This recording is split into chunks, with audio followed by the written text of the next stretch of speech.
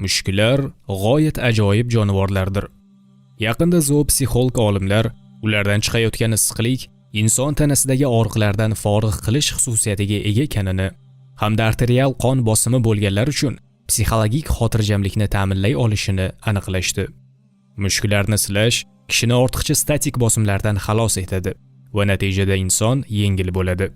Har xil depressiya, stress, siqilishlar unutiladi, xotirjamlik paydo bo'ladi.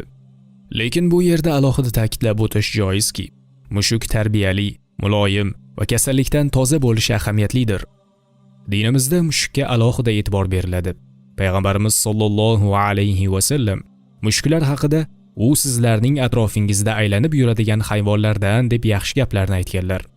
Sahobalardan Abdurrahman ibn Sahl mushuklarni yaxshi ko'rib, boqib yurganlari uchun Payg'ambar sollallohu alayhi va sallam tomonlaridan Abu Hurayra degan kunyani olganlar. Ya'ni mushukchaning otasi degan ma'noda kunyalanganlar. Abu Dovuddan rivoyat qilingan hadisda Payg'ambar alayhissalom bir kuni yo'lda ketayotib, bolasini emizayotgan bir mushukni ko'rib qoldilar. Biror kishi uning tinchini buzmasin deya navbatchilik tashkil etdilar. Ortga qaytayotganlarida uni uylariga olib ketdilar. Bu mushuk payg'ambarimizning uylarida emin-erkin yurardi. Ana shu ma'noda mushuk uy hayvoni sifatida boqilishi mumkin.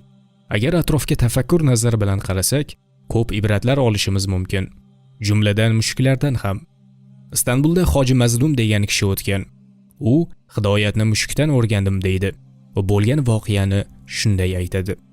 Bir kuni Istanbuldagi Ayyub Sulton mavzesida ketayotgandim. Bir mushuk baliqni og'zida tishlab ketayotganini ko'rdim. Kuzatsam, keyin u bir uyga kirib ketdi. O'sha zahoti og'zi bo'sh qaytib chiqdi. Orqasidan uyga kirdim. Uy ichida ko'zi ko'r bir kampir duo qilar edi. Ey Robbim, mening yetim nevaramning bugungi rizqini mushuk orqali jo'natganing uchun senga hamd bo'lsin. Uydan chiqdim. Ustozim Usmon Kamoli yana oldiga borib, bu voqeani aytib berdim. Ustozim, nima qilib o'tiribsan? Mushukchalik farosating ishlamadimi? Bor, u kampir o'lguncha uning ehtiyojlariga ko'maklash dedilar. Odamiylikni menga mushuk o'rgatgan deydi. Bani Isroildagi bir ayol bir mushukni qiynab ovqat bermagani va u mushuk och qolib halok bo'lgani uchun Alloh u ayolni do'zaxga kiritdi. Ibn Asokir rahimahulloh o'zining tarix kitobida quyidagi voqeani keltiradi. Abu Bakr Shibli rahimahulloh vafot qilganidan so'ng ashoblardan biri uni tushida ko'rib so'radi. Alloh sizga qanday muomala qildi? Shibli dedi. Alloh meni huzurida tik turg'azib qo'yib so'radi. Ey Abu Bakr, seni nega mag'firat qilganimizni bilasanmi?